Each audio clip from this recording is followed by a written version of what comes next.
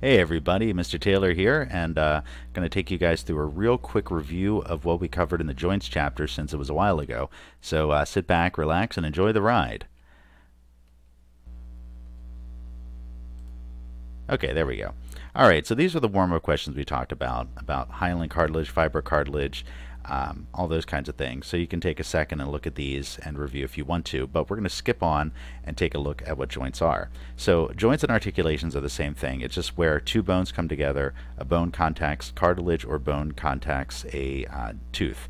So any of those things are considered to be articulations. And we can classify them, of course, either by their function, what they do, or their structure, what they're made of. Functionally, there's three different classes of joints, and these are really basic.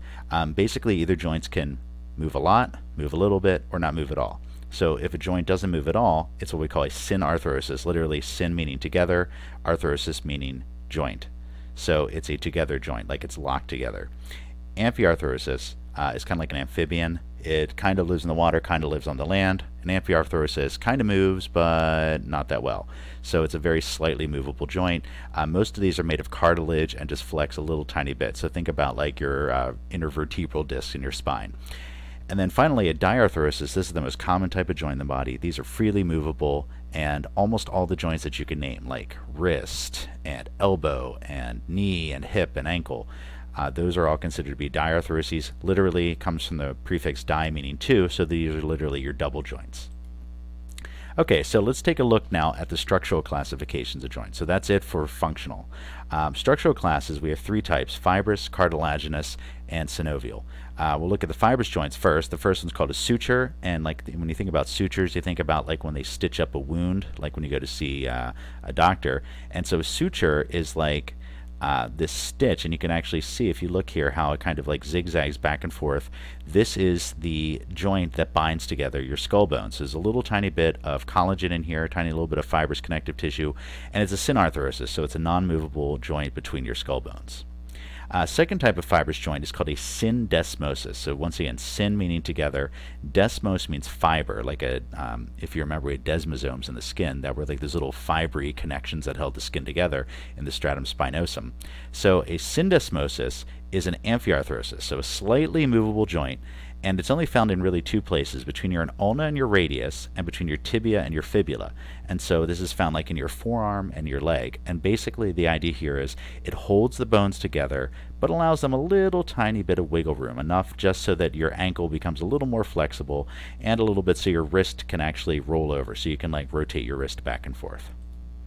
Okay, the third type of fibrous joint is called a gomphosis, and I always think about this related to your gums because it's found just underneath your teeth. And this is a synarthrosis, or a non-movable joint that holds your teeth into the bones that support them, so either the maxilla or the mandible. And so we have these little sockets, and inside of these sockets there's this thing called a periodontal ligament, which is actually just like the little tiny bit of fibrous connective tissue that connects us together. Okay, so that's it for the fibrous joints.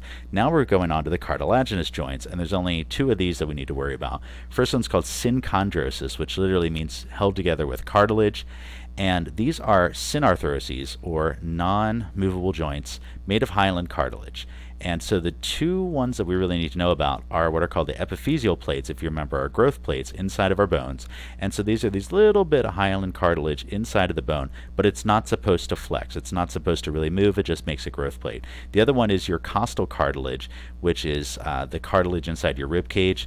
That is also the joint between the ribs, and that costal cartilage is not supposed to flex, although to be honest, the costal cartilage does flex a little bit itself because it's made of cartilage, kind of like the tip of your nose. Like the tip of your nose can flex, but the joint between like the tip of your nose and your skull is not a flexible joint. Okay, great. And then the other type of cartilaginous joint is called a symphysis, and a symphysis is a amphiarthrosis that's made of fibrocartilage. So it has a little bit of wiggle room, so it's a slightly movable joint, but it's made of fibrocartilage, which makes it really strong and able to support a lot of weight. So the two examples of this are the intervertebral disc, where we're holding up our whole entire body weight through our spine. So we need the strength of fibrocartilage, but we need a little bit of flexibility so that we can flex and move our torso. Also, the pubic symphysis, which is shown here in this illustration, is this little band of cartilage in between your pubic bones and the hip and allows your hips to move a little tiny bit. Interesting little fact is that in women, this is a little bit wider than it is in men. Reason being is that it helps to make the hips a little more flexible for childbirthing. Great. So that brings us to our very last class, our very last structural class of joints, synovial joints. Synovial joints, once again, by far the most common. Almost all the joints you can name are synovial. They are all diarthroses. You can actually use these two terms interchangeably just about because they're 100% overlapped. So all diarthroses are synovial, all synovials are diarthroses. But here's the thing. When we say diarthrosis, we're saying it's freely movable. When we say synovial, we mean it's made out of a synovial membrane. All right, and so every synovial joint contains this thing called a synovial capsule. That's why they're double joints. It's got like, oh, I'm sorry, synovial cavity, my bad. It has like a little cavity, like a little gap in between the bones, and this synovial cavity allows there to be more flexibility. Inside of that synovial cavity, we also find the synovial fluid. The bones are covered by articular cartilage, which is made of hyaline, and that allows them to glide past each other. If you remember, that hyaline we said is very smooth, and the articular cartilage has a lower coefficient of friction than ice does, so it's literally slipperier and smoother than ice. And we said we had that fluid in between too. So here's a little x-ray showing you here, and you can actually see the gaps. You can see the synovial cavity where the fluid will be found. You can't actually see the cartilage because it's an x-ray, and so like the x-rays go right through, but you can see there's a lot of space inside of the joints, allowing for more flexibility. Okay, so synovial joints, what are they made of? We have on the outside this thing called the articular capsule, and this kind of like seals and surrounds the joint. It's got two different layers. The outer layer is called the fibrous capsule. It's kind of like the shell of the joint, and it's very hard and fibrous, made of dense irregular connective tissue, so it's strong in all directions, of course. And we call this exterior material ligaments when it forms parallel bundles. So sometimes there's like little extensions that stick out from the capsule.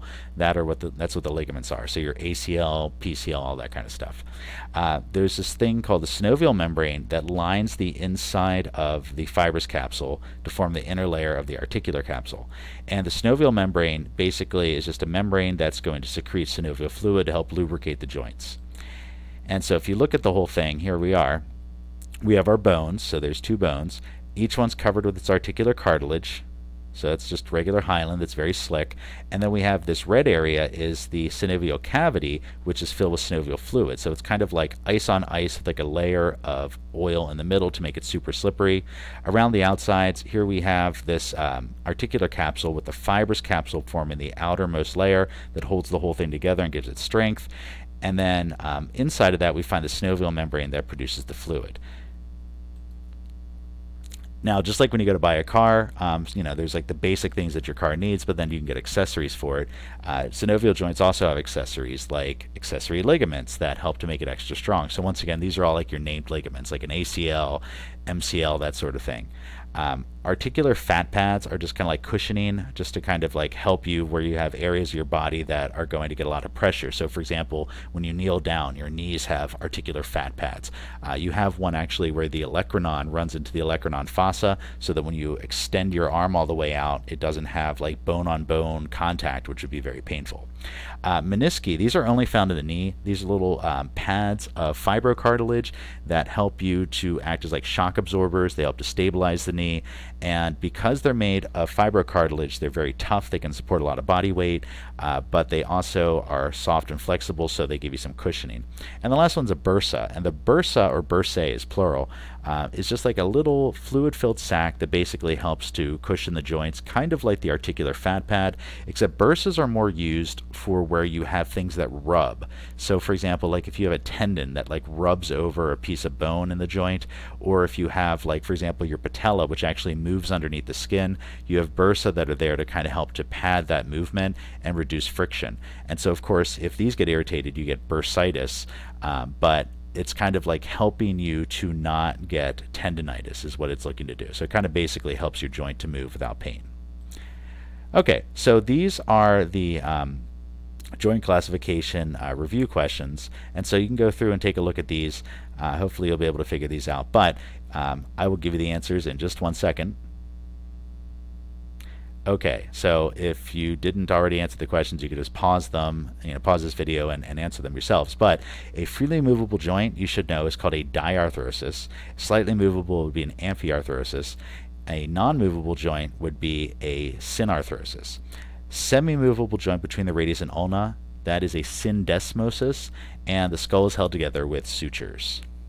Okay, so now we're going to move on to the types of synovial joints.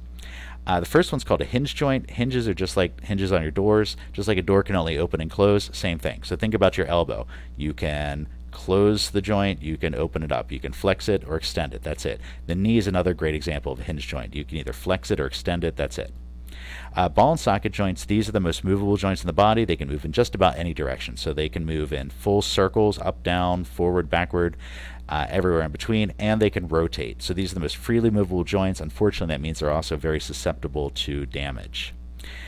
Pivot joints only allow things to spin around. So, for example, in your elbow, your radius is able to pivot around the ulna, which allows you to flip your wrist.